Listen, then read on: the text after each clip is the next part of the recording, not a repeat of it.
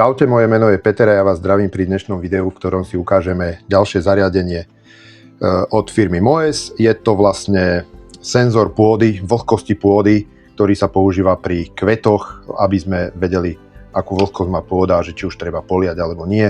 Takto narýchlo si ukážeme krabičku, keby to náhodou niekoho zaujímalo.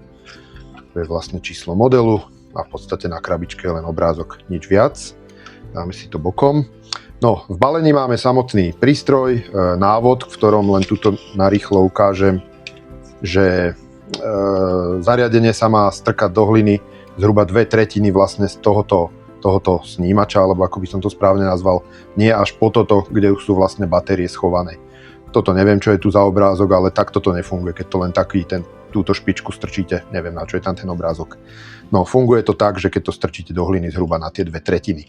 No, ďalej je v balení takáto guma, z ktorá je podľa môjho názoru určená len na to, aby ste si ich odlíšili, ak ich máte vlastne doma viacej tých zariadení, aby neboli všetky biele a ak ich náhodou premiesňujete medzi kvetinami, tak vlastne sa to dá dať do takéhoto farebného, neviem, ako to správne nazvať, obalu. No, mne osobne sa moc nepáči, krajšie je to zariadenie len takto biele. No a ideme k samotnému zariadeniu, takže pod zadným krytom, ktorý sa dáva takýmto vylupnutým dole, sa nachádzajú dve AA batérie, párovacie tlačidlo a tu je schovaná LED dioda, ktorá nám vlastne signalizuje, že či sa nám zariadenie páruje. Po napárovaní potom toto tlačidlo ešte funguje na prepínanie medzi stupňami Celzia a Fahrenheitami. No, ideme si rovno zariadenie napárovať, ja si zapnem párovanie. Tak ja si tam ten telefón sem, bude potom pod tým krytom, aby som sa nemusel stále obzerať bokom. No, takže podržaním tohoto tlačítka na 5 sekúnd nám sa rozbliká vlastne tá párovacia dioda. Chvíľku počkáme. Tak už bliká, neviem, či je to vidieť na videu, hádam, hej. Bliká, už vidíme, že sa nám vlastne zariadenie začína párovať. Ja toto zavriem. Nech to máme takto pekne. A ideme na to, pozrieme si, čo nám zariadenie vlastne poskytuje v systéme. No. Pozrieme sa na toto, že zariadenie je koncové, pretože je na baterku. Následne si môžeme pozrieť, že aký je to typ, to TS0601 Soil 3. Keď na to klikneme, tak opäť sa dostaneme na tú stránku, ktorú som v predchádzajúcich videách spomínal, kde si môžeme o tom zariadení aj popredu popozerať, čo vystavuje, ako sa páruje, na aké batérie, že sa dá kalibrovať teplota, že sa dá kalibrovať vlastne tá vlhkosť tej zeme, alebo jak to nazve, hliny a následne, čo nám vystavuje. Ale to si pozrieme v samotnom tomto Zigbee MQTT. Takže ideme sem. Vidíme teplotu 23,6, vlhkosť tej pôdy je 3%, tu sa dá prepínať vlastne tie stupne a Fahrenheity. Následne, že máme baterku 46% a battery state medium,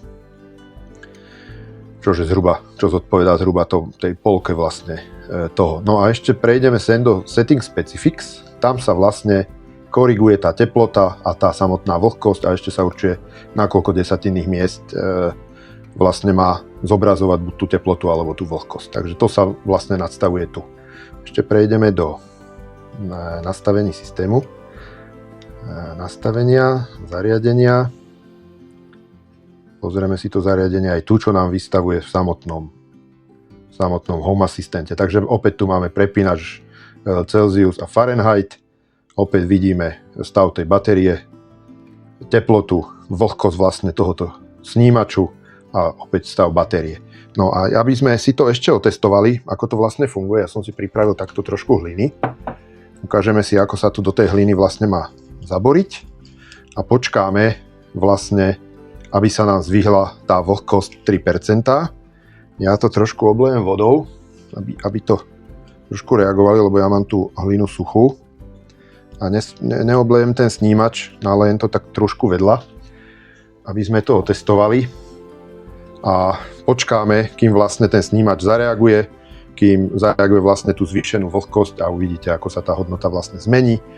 To, koľko vlastne by mala mať tá hlina vlhkosť, aby ste vlastne už ten daný kvet poliali, to si už musíte zistiť, koľko vlastne ten kvet potrebuje. No vidíte, vyskočilo to rovno na 100, som to oblial moc.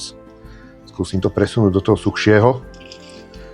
No, ešte spomeniem tak, že na internete som našiel hrozne veľa týchto snímačov a hrozne veľa diskusí o tom, že ten snímač ukazuje náhodné čísla, že proste generuje úplne nezmysly, hej, nazveme to tak. Ja som to z toho dôvodu momentálne 2 mesiace to už doma testujem. Musím povedať, že neviem ako iné snímače, ale tento konkrétny ukazuje podľa môjho názoru, neviem teraz teda, či reálne, lebo nemám žiadny profesionálny prístroj, s ktorým by som to overil, ale ukazuje to hodnoty, že keď polejeme 100% a behom týždňa to jednoducho klesne, dajme tomu vlhkosť tej hliny na 50, postupne klesá zo 100 na 50. Ja pri nejakých 40 vlastne tú kvetinu znovu polejem, čože dajme tomu po 8 dňoch a opäť ukazuje 100 a opäť to klesá. Takže z môjho pohľadu to zariadenie funguje.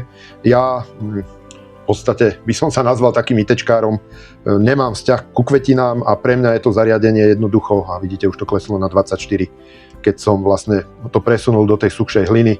Takže to ukazuje nejaké hodnoty, možno to nemá presne 24, hej, ale to v tom princípe, že kedy máte poliať kvetinu, je úplne asi jedno, či je to 24, či je to 34. Proste už viete, že tá zem je suchšia a že jednoducho to treba poliať. No, to by bolo asi všetko z tohoto videa. Ak sa vám video páčilo, ja vás poprosím o like, o komentár, o odber kanála a mne nezostáva nič iné, než sa s vami rozlúčiť. Čaute, stretneme sa pri ďalšom nejakom peknom videu.